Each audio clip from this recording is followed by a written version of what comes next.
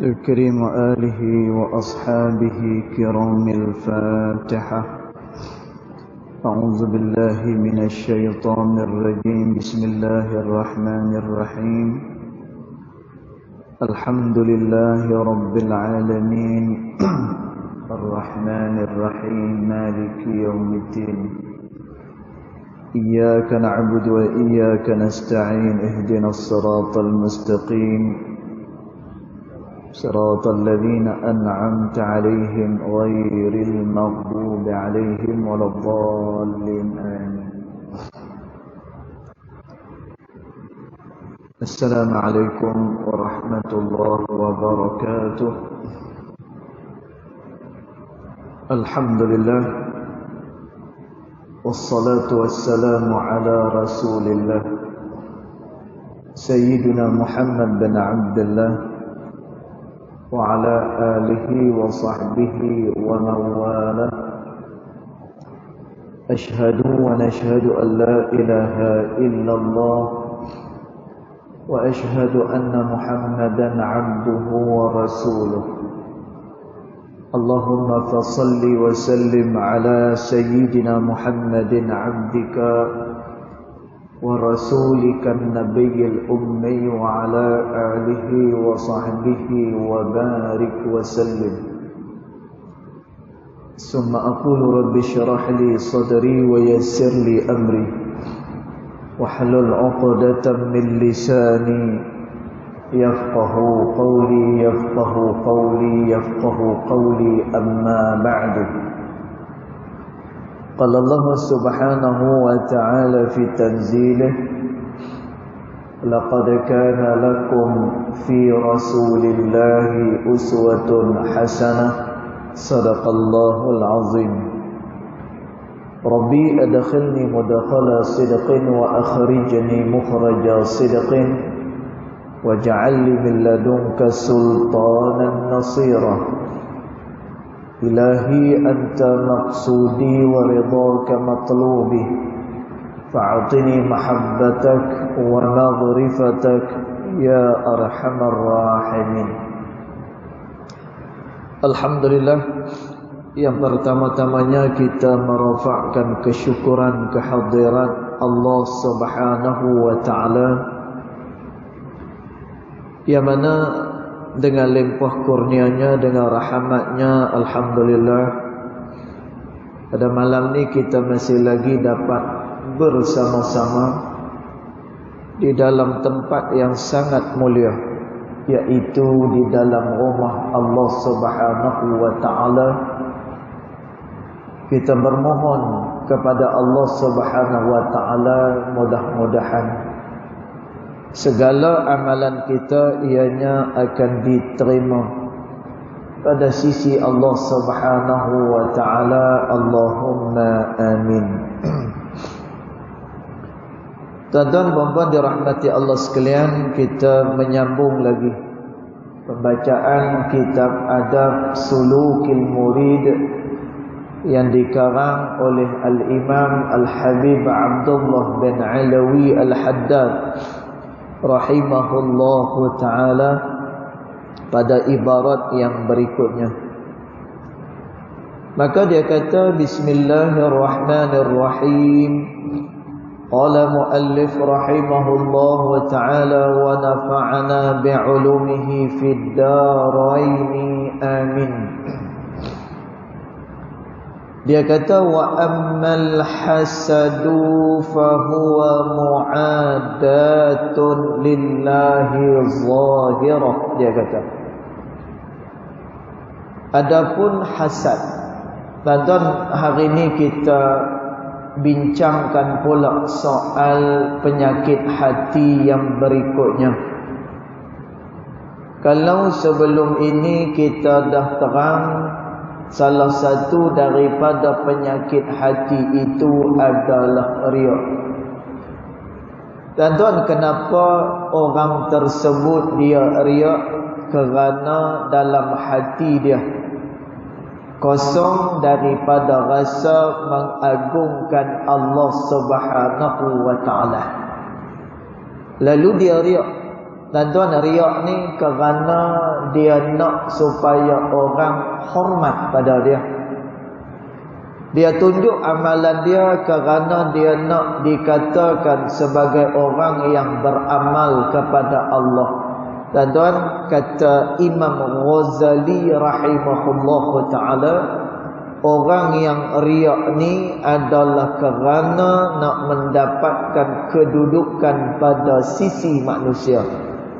Tuan-tuan, amalan yang dilakukan dengan riak, maka amalan itu sama sekali tidak akan diterima pada sisi Allah. Kenapa dia tak diterima? Kerana dalam amalan tu terdapat dua niat. Tuan-tuan, ni riak yang paling kecil sekali. Yang ni riak yang paling rendah. Walaupun dia paling kecil, paling rendah, dia masih lagi riak. Dan bila mana riak, dia adalah syirik yang tersembunyi. Tuan-tuan, paling kurang riak ni, dia beramal itu adalah kerana Allah dan juga adalah kerana manusia. Tuan-tuan, maknanya sekurang-kurang adalah juga untuk Allah Subhanahu wa ta'ala, tetapi tak sepenuhnya untuk Allah, dia ada lagi untuk makhluk. Maka amalan ni juga tak diterima oleh Allah Subhanahu wa ta'ala. Kemudian dia kata wa ammal hasadu, dia kata, dan ada pun hasad. Tuan-tuan, malam ni dia masuk pula kepada penyakit hati yang berikutnya, wa ammal hasadu. Adapun hasad, dia kata, fahuwa mu'adatun lillah. Dia adalah musuh Allah Subhanahu wa ta'ala, zahirah yang sangat-sangat nyata, dia kata. Tuan-tuan, orang yang hasad, dia adalah orang yang bermusuh dengan Allah Subhanahu wa ta'ala. Dan hasad ni jangan bagi ada di dalam kamus kehidupan kita, bahaya, tuan-tuan. Kerana kata Nabi SAW, al-hasadu ya'kulul hasanat. Hasad dia akan memakan segala kebaikan-kebaikan yang dilakukan oleh manusia kepada Allah Subhanahu wa ta'ala. Dan tuan, maknanya selama dia berhasad, bila dia buat kebaikan, maka kebaikan itu tidak akan diterima sama sekali oleh Allah Subhanahu wa ta'ala. Dan tuan, hasad ni lagu mana? Hasad ni bila mana seseorang diberikan nikmat oleh Allah Subhanahu wa ta'ala, maka orang yang berhasad ni dia nak supaya nikmat orang tersebut berpindah kepada dia. Itu yang pertama. Kemudian yang kedua, kata ulama, hasad ni bila mana seseorang diberikan nikmat oleh Allah, kita nak supaya nikmat itu hilang daripada orang tersebut. Tuan-tuan, ini adalah ciri-ciri orang yang hasad. Bila orang tu diberikan nikmat, dia nak supaya nikmat tu berpindah kepada dia. Dan kalaulah orang tu ada nikmat, kalau boleh nikmat itu biar bagi tak ada langsung hilang nikmat tu daripada dia. Dan tuan, maka ini adalah orang yang hasad. Bila dia berhasad, maka kata Nabi SAW, ya'kulul hasanat. Maka seluruh daripada kebaikan-kebaikan yang dia lakukan tidak akan diterima sama sekali oleh Allah Subhanahu wa ta'ala. Dan tuan, yang boleh hasad ni pada dua golongan sahaja. Yang ni kita boleh hasad. Dan tuan, dengan dua golongan ni kita boleh rasa iri dengan dia. Katanya Nabi SAW, kata Nabi SAW, tidak boleh hasad melainkan dengan dua golongan ini. Tuan-tuan, yang pertama sekali, rajulun atahullahu bimalin, iaitulah satu orang yang Allah Subhanahu wa taala berikan kepadanya harta, kemudian dia menginfakkan harta pada jalan Allah. Tuan-tuan, pada masa tu kita boleh iri hati dengan orang ni. Tuan-tuan, pada masa tu kita boleh hasad kepada orang tersebut. Kemudian yang kedua, kata Nabi SAW, wa rajulun, dan juga satu orang yang Allah Subhanahu wa taala datangkan kepadanya ilmu, kata Nabi SAW. Tuan-tuan, maka hasad dekat sini apa dia punya makna dia? Makna hasad dekat sini adalah kita juga nak melakukan kebaikan yang sama sebagaimana yang dilakukan oleh dua golongan ni. Tuan-tuan, tapi kalau hasad yang pertama tadi ni, dia nak supaya nikmat tu berpindah pada dia, dan dia nak supaya nikmat tu hilang daripada satu orang. Tuan-tuan, ini yang disebut oleh pengarang pada kitab ni, fahuwa mu'adatun lillah zahiratun, dia kata, maka dia itu adalah musuh Allah Subhanahu wa taala yang sangat-sangat nyata, kata pengarang pada kitab ni. Tuan-tuan, maka dia kata lagi, kenapa orang ni dia menjadi musuh kepada Allah Subhanahu wa taala? Wa munaza'atun lahu fi mulkihi bayyinatun li'annahu subhanahu idza an'ama 'ala ba'di ibadihi bi ni'matin fala syakka annahu muridun lizalika wa mukhtarun lahu. Dia kata, tuan-tuan, pasal apa orang yang berhasad ni dia dianggap sebagai orang yang bermusuh dengan Allah Subhanahu wa taala? Kerana dia kata, wa munaza'atun lahu fi mulkihi, kerana dia telah pun mencabut segala apa yang dimiliki oleh Allah Subhanahu wa taala. Tuan-tuan, apa dia makna dia mencabut apa yang dimiliki oleh Allah Subhanahu wa taala ni? Tuan-tuan, bila mana Allah Subhanahu wa taala memberikan pemberiannya kepada satu orang, sepatutnya kita juga berasa suka bila mana orang tersebut diberikan nikmat oleh Allah Subhanahu wa taala. Tuan-tuan, bukan kita hasad kepada dia. Sepatutnya kita pandang orang ni diberikan nikmat kerana Allah Subhanahu wa taala suka dia itu mendapatkan nikmat daripada sisi dia. Tuan-tuan, sebab itu dalam hadis Nabi sallallahu alaihi wasallam, kata Nabi sallallahu alaihi wasallam, bila mana kita cinta adalah kerana Allah Subhanahu wa taala. Al-hub lillah. Bila mana kita cinta itu adalah kerana Allah Subhanahu wa taala. Wal bughdu lillah. Dan bila mana seseorang itu dia marah, maka marah itu adalah juga kerana Allah Subhanahu wa taala. Tuan-tuan, kalau kita satu orang yang dekat dengan Allah taala, kalau kita satu orang yang ridha dengan Allah Subhanahu wa taala, tuan-tuan, kan kita dah sebut sebelum ni dalam satu hadis Nabi sallallahu alaihi wasallam, siapa-siapa yang menyebutkan ibarat ini, siapa-siapa yang menyebutkan ayat ini, maka pasti balasannya adalah syurga Allah Subhanahu wa taala. Dan apa dia?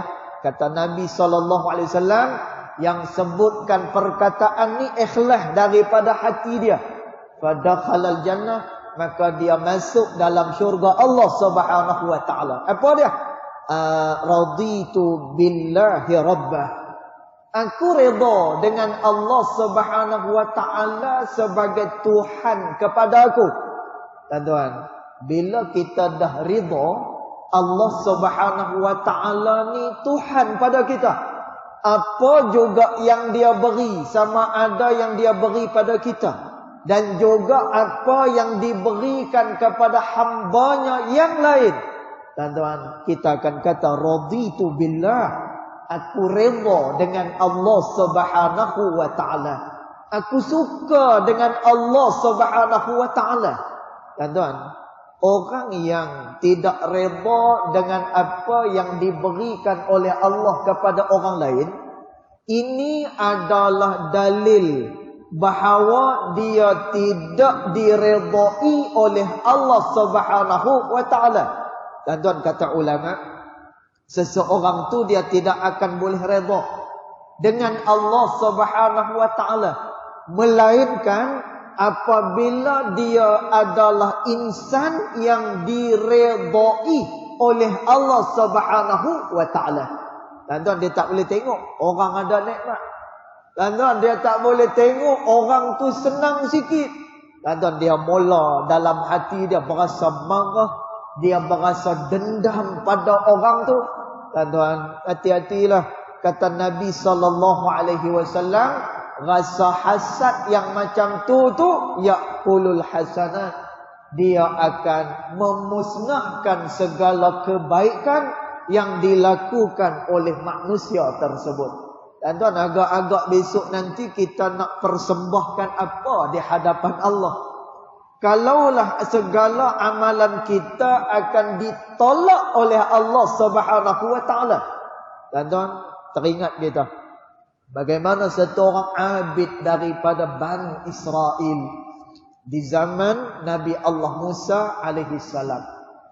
Tuan-tuan, abid ni dia beribadat kepada Allah Subhanahu wa taala selama lebih kurang 70 tahun.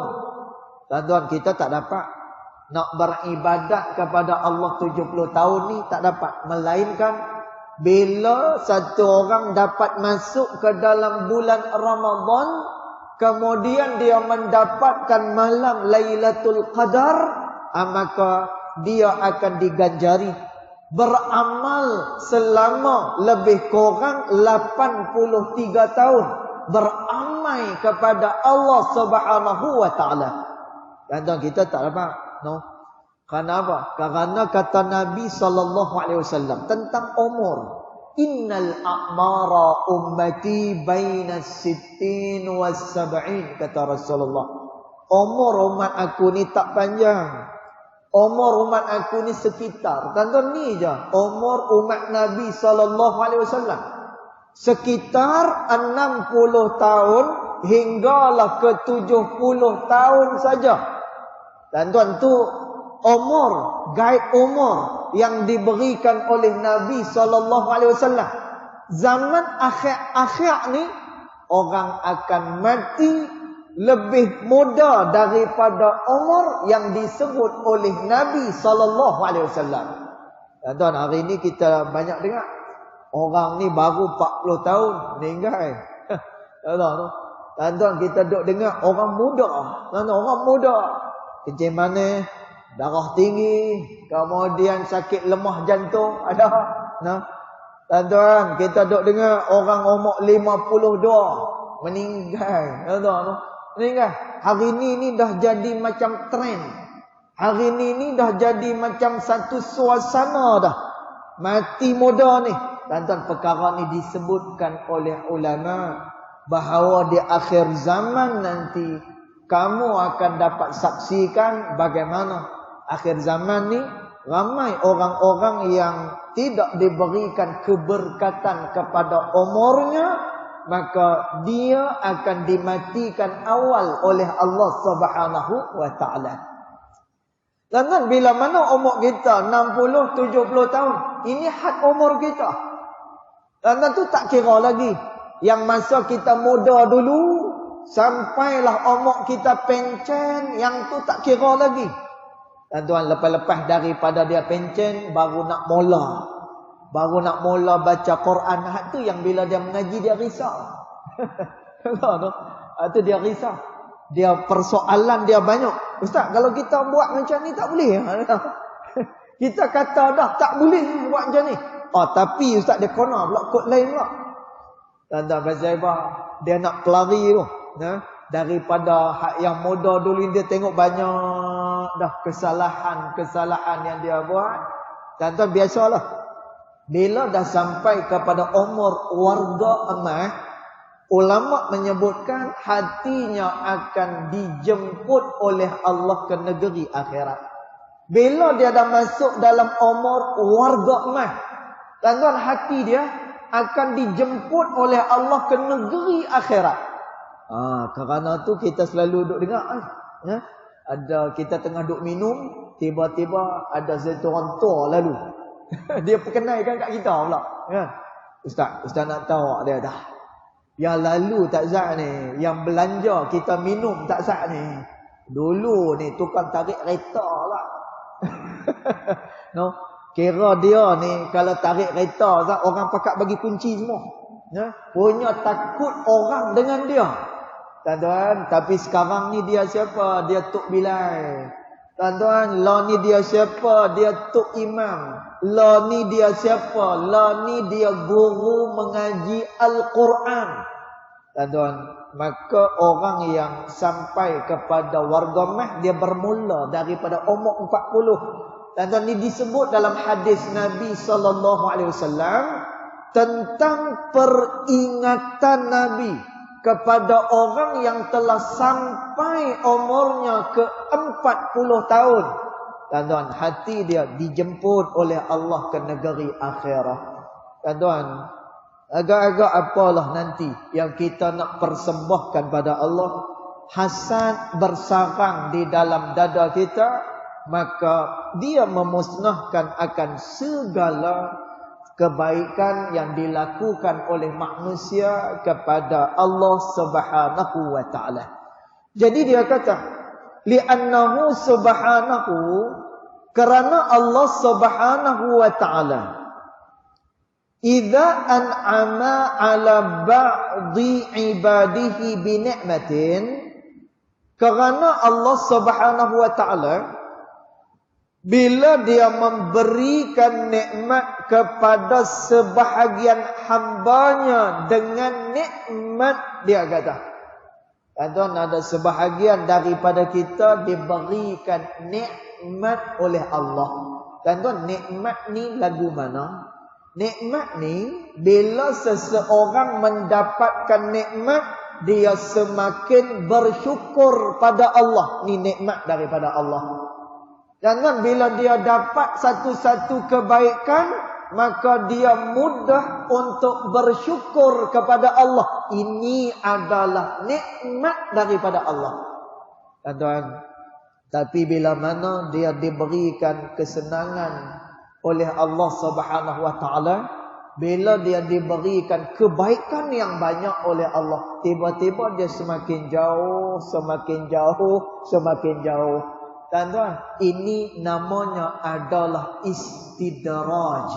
Tuan-tuan, istidraj, Allah hantar kebaikan kepada dia, bukan untuk dia bersyukur kepada Allah, tetapi untuk menjauhkan dia lagi daripada Allah Subhanahu wa taala.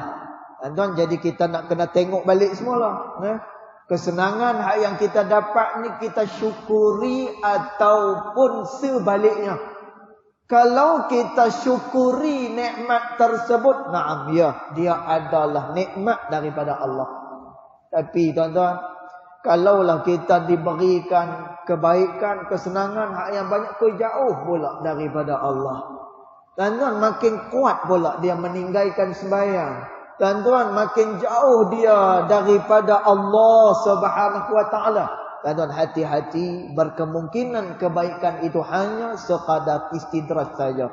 Maka dia kata, idza an'ama 'ala ba'dhi 'ibadihi bi ni'matin, apabila Allah Subhanahu wa taala memberikan kepada hambanya dengan nikmat, fala syakka annahu muridun lizalika. Maka tidak syak lagi bahawasanya Allah Subhanahu wa taala muridun lizalika. Dia berkehendak akan perkara tersebut. Tuan-tuan, bila mana satu orang saudara kita diberikan nikmat oleh Allah Subhanahu wa taala, tuan-tuan, kita nak kena pandang, kita nak kena faham.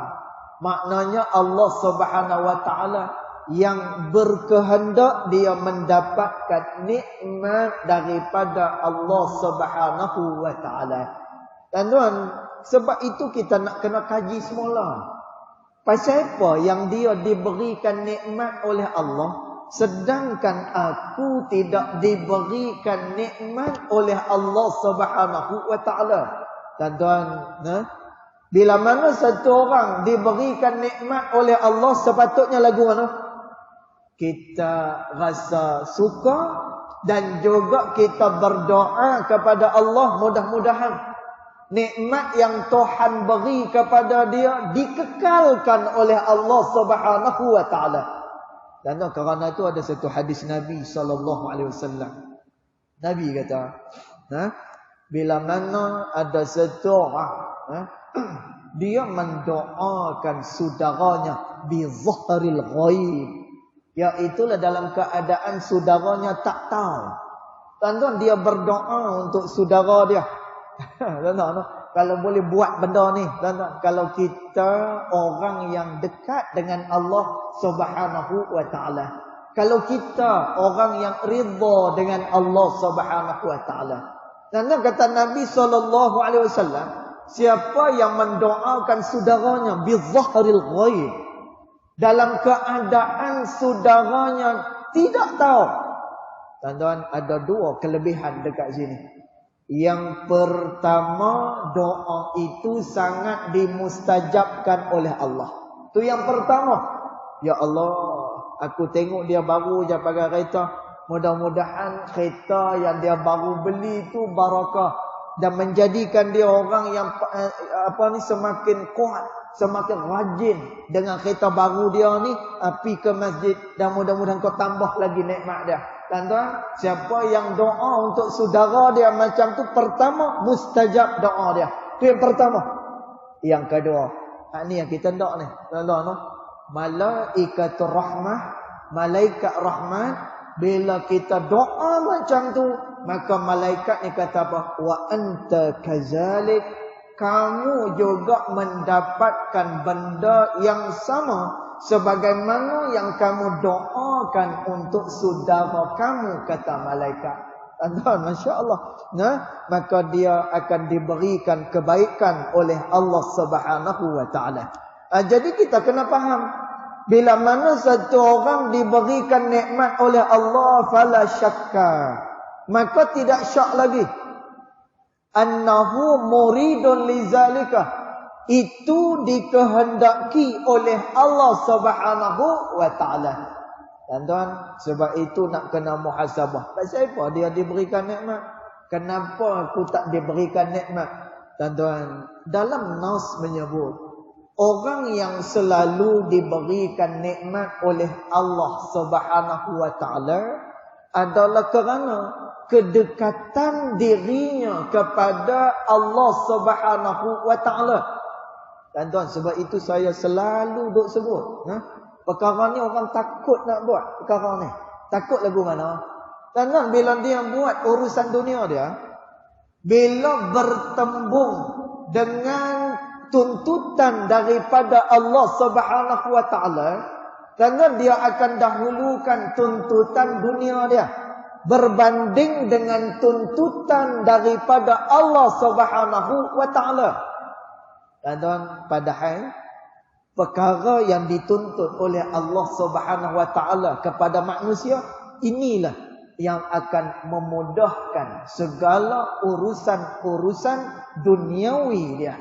Tuan-tuan, sebab itu kata Allah Subhanahu wa taala, man amila amalan salihah, siapa-siapa yang beramal salih, kata Allah Subhanahu wa taala, min zakarin au untha, sama ada daripada golongan lelaki ataupun perempuan, fahuwa mu'min, dan dia itu beriman pada Allah. Dan ni syarat dia. Yang ni syarat dia. Siapa-siapa yang beramal saleh, tak kira lelaki ataupun perempuan, mukmin dan dia beriman kepada Allah Subhanahu wa taala. Dan Allah Taala kata apa? Falanuhyiyannahu hayatan thayyibah, maka Allah akan memberikan kepadanya kehidupan yang sangat-sangat baik, kata Allah Subhanahu wa taala. Dan kerana tu, jangan takut untuk taat dengan Allah. Dan jangan takut mendahulukan tuntutan Allah Subhanahu wa taala. Orang yang mendahulukan Allah, Allah mendahulukan dia. Kerana tu kata Nabi sallallahu alaihi wasallam, ihfazillah yahfazka. Jagalah Allah Subhanahu wa taala, maka nescaya Allah Subhanahu wa taala juga akan menjaga engkau, kata Nabi sallallahu alaihi wasallam. Dan kita tengok bagaimana satu orang dia dijaga oleh Allah Subhanahu wa taala. Contoh Nabi Allah Musa alaihi salam. Karena Nabi Musa ni semua benda yang kalau kita fikir dengan akal kita pun tak tahu jalan keluar dia lagu mana. Melainkan perkara tu ditolong oleh Allah Subhanahu wa taala. Tuan-tuan, yang pertama, cerita ni saya dah cerita. Tuan-tuan, macam mana Nabi Musa alaihissalam dibuang oleh ibu dia, dan ketika itu Fir'aun baru sahaja memaklumkan. Dia buat announcement, dia baru memaklumkan. Dia kata apa? Dia kata, mana-mana bayi lelaki yang baru lahir, dia kata, mana-mana bayi lelaki yang baru lahir, maka hendaklah dibunuh. Dan masa Nabi Musa alaihissalam buat pengumuman ni, masa itulah Nabi Allah Musa alaihissalam lahir. Tuan-tuan, patutnya bila dah macam tu Allah Ta'ala ni, ya Allah ni Nabi ni. Ni Nabi ni.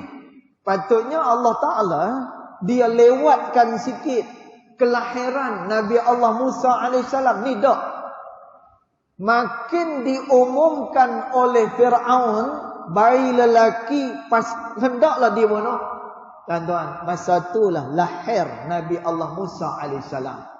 Tuan-tuan, lahir Nabi Musa ni diletak dalam raga. Bila letak dalam raga, dihanyutkan di sungai Nil. Tuan-tuan, hanyut. Bila hanyut ni, dia timbul kat mana? Tuan-tuan, bila hanyutkan ni, dia hanyut ke mana?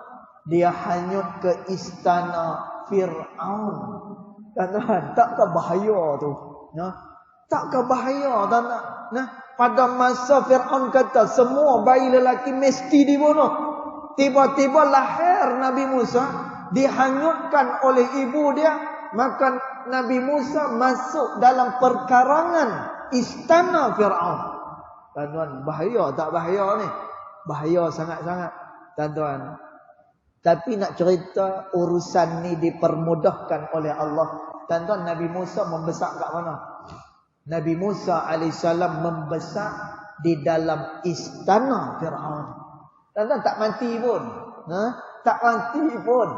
Dia berada di dalam istana Fir'aun. Tuan-tuan, ni satu cerita. Satu cerita lagi berlaku pada Nabi Musa alaihissalam. Ketika mana dia diligan oleh tentera-tentera Fir'aun. Tuan-tuan, bila dikejar oleh tentera Fir'aun ni, lari punya lari. Tiba-tiba sampailah mereka di persisiran pantai. Tuan-tuan, dah tak ada jalan dah. Tuan-tuan, belakang ni bala tentera Fir'aun. Depan ni ayak laut. Tuan-tuan, kalau kita lah, saya. Hari tu balik raya, jam. Balik raya jam. Saya memang tak suka dengan jam ni. Cukup tak suka dengan jam. Sebab tu saya balik raya, saya pilih raya pertama atau raya kedua. Kan? Saya dengan harapan masa tu kereta dah tak ada dah.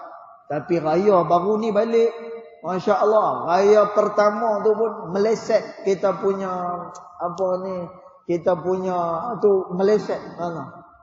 Masih lagi banyak kereta. Tuan-tuan, tengah-tengah duk banyak kereta ni, tengah duk bawa 20, 30, 20, 40. Sikit-sikit macam tu.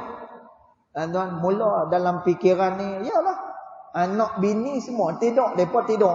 Kita yang jadi driver. Tuan-tuan, dalam kepala otak ni fikir, kalau kereta ni boleh terbang. Dia duk fikir macam tu. Dia duk menerawang, berangan. Kalau kereta ni boleh jadi kapal terbang ke, helikopter ke. Ya, alangkah eloknya. Nak hadap jam panjang ni. Tuan-tuan, berlaku tak perkara tu? Tak berlaku. Kereta rosak lagi ada. Kan? Tengah-tengah duk jam tu kadang-kadang apa ni, tempat ayak tu tirih, bocor, macam-macam. Dia nak jadi tengah-tengah jam ni. Macam kereta apa ni, temperature naik. Tuan-tuan, tak berlaku apa yang kita bayang. Nabi Musa alaihi salam dikejar oleh tentera Fir'aun sampai kepada persisiran pantai, tak boleh pergi mana lagi dah. Tuan-tuan, ni hakikat kehidupan manusia. Manusia dia tak ada kuasa, manusia dia tak boleh buat apa-apa. Sebab itu Allah Subhanahu wa taala kata, ya ayyuhan nas antumul fuqara. Manusia, kamu semua ni adalah orang-orang fakir, kata Allah Subhanahu wa taala. Dan fakir ni lagu mana? Separuh pun dia tak ada, dan kadang-kadang dia tak ada terus. Dia beza dengan orang miskin. Ni dalam perbahasan fiqh. Miskin sekurang-kurangnya dia ada juga tapi separuh. Dan tapi fakir ni separuh pun dia tak ada, kadang-kadang dia tak ada terus. Dan ni orang fakir. Dan Allah Taala panggil kita dengan orang fakir. Tuan-tuan, maka bila Nabi Musa dengan bala tentera dia ni tak boleh pergi mana dah. Tak boleh pergi mana. Akhirnya Nabi Musa AS berdoa kepada Allah. Lalu Allah perintahkan supaya apa? Tuan-tuan, nampak? Allah perintahkan kepada Nabi Musa AS supaya apa? Gunakan tungkat dia, ketuk pada ayak. Tuan-tuan, ayak tu pun dia terbelah dua macam tu. Tuan-tuan, ni benda yang khariqatul adah. Dia adalah benda yang tak boleh fikir dengan akal manusia, yang terbatas ni. Tuan-tuan, tapi Allah Ta'ala kata apa? Guna tongkat kamu tu, ketuk dekat apa ni, dekat ayak tu, insya-Allah selamat. Tuan-tuan, terbelah ayak laut ni. Nak cerita apa? Tuan-tuan, manusia ni kerja buat dia, usaha buat dia ada batas. Maka kerja buat ni dia tidak akan berlaku dan tak akan berhasil, melainkan bila mana ia diizinkan oleh Allah Subhanahu wa taala. Tuan-tuan, maka kerana tu orang yang dekat dengan Allah Taala selalu diberikan nikmat oleh Allah Subhanahu wa taala. Berbeza dengan orang yang sering melakukan perkara yang dilarang oleh Allah Subhanahu wa taala. Kata Nabi sallallahu alaihi wasallam, "Innallaha la yahrumur rizqa 'alal 'abdi bi dzambih." Kata Nabi, seseorang itu ditahan rezekinya oleh Allah adalah kerana disebabkan dosa yang dia lakukan kepada Allah Subhanahu wa taala. Tuan-tuan, sebab itu dosa ni, tuan-tuan, saya bila ingat hadis ni, Allah dia menghalang rezeki seseorang itu adalah kerana dosanya kepada Allah. Tuan-tuan, kita pun sedikit sebanyak ada berasa bimbang dan takut. Tuan-tuan, bila mana nak melakukan dosa, bila mana kita nak hasad pada orang, nak riak pada orang, takut. Tuan-tuan, Kenapa?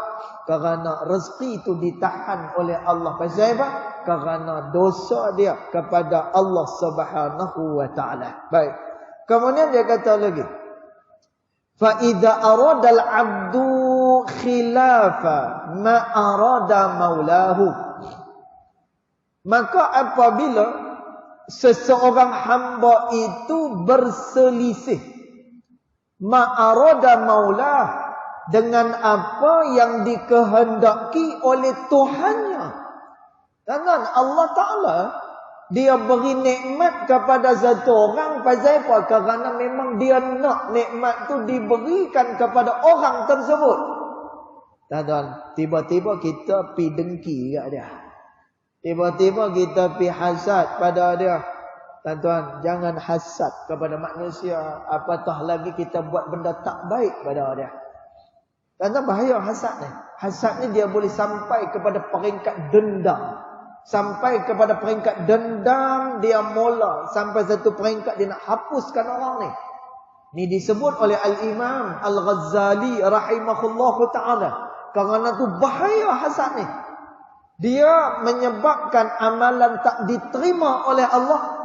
Dan dia akan menjadi sehina-hina manusia pada sisi Allah. Kerana apa? Dia adalah musuh kepada Allah Subhanahu wa ta'ala. Pasal apa dia musuh? Kerana kata pengarang pada kitab ni, bila Allah Ta'ala itu dia nak orang tu dapat nikmat, tiba-tiba kita pula tak suka. Tiba-tiba kita pula tak suka. Faqad asa'al adaba wastaujabal aqaba, dia kata. Maka pada ketika itu orang ini sebenarnya asa'al adaba, orang yang sangat buruk dia punya adab dia. Dengan siapa? Dengan Allah Subhanahu wa ta'ala.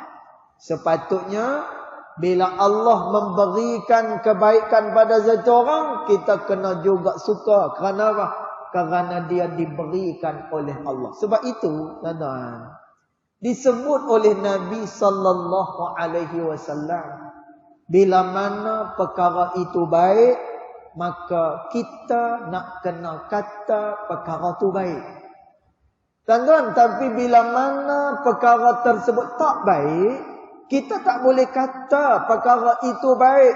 Pasal apa? Allah Ta'ala kata tak baik. Tuan-tuan, maka kita juga nak kena kata bahawa itu adalah perkara hak yang tidak baik.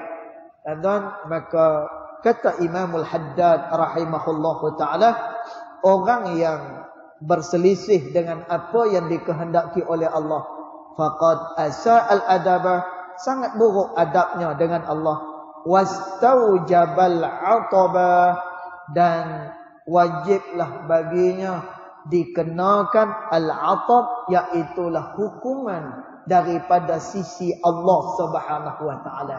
Dan tuan nampak dia punya hukuman dia bagi orang yang ada hasad ni, dia mu'adatullah, dia adalah musuh kepada Allah Subhanahu wa ta'ala. Thumma innal hasada, kemudian hasad itu dia kata qad yakunu, kadang-kadang dia berlaku ala umurid dunia, dia berlaku kepada perkara-perkara dunia, kal jahi, seperti pangkat, wal mali, dan juga seperti harta, wahia asgharu min ayyuhsada 'alaiha, dan ini merupakan sekecil-kecil perkara yang dia hasadkan. Ada yang ni kita akan bincang pada pertemuan yang akan datang insya-Allah. Nanti kita akan tengok pada ibarat yang berikutnya insya-Allah. Yang baik datang daripada Allah Subhanahu wa ta'ala, yang tidak baik datang daripada kejahilan diri saya sendiri, walaupun hakikat kedua-duanya datang daripada Allah Subhanahu wa ta'ala. Bismillahirrahmanirrahim. Alhamdulillahi rabbil alamin, wassalatu wassalamu ala asyrafil anbiya wal mursalin wa ala alihi wa sahbihi ajma'in. Allahumma ighfir lana ma akhta'na wa ma ta'ammudana wa ma asrarna وما أعلنا وما أنت أعلم به منا أنت المقدم وأنت المؤخر la ilaha illa anta subhanaka inna kunna minadh dhalimin. Wa sallallahu ala sayyidina Muhammad wa ala alihi wa sahbihi wa baraka wa sallam. Walhamdulillahi rabbil alamin. Wallahu a'lam.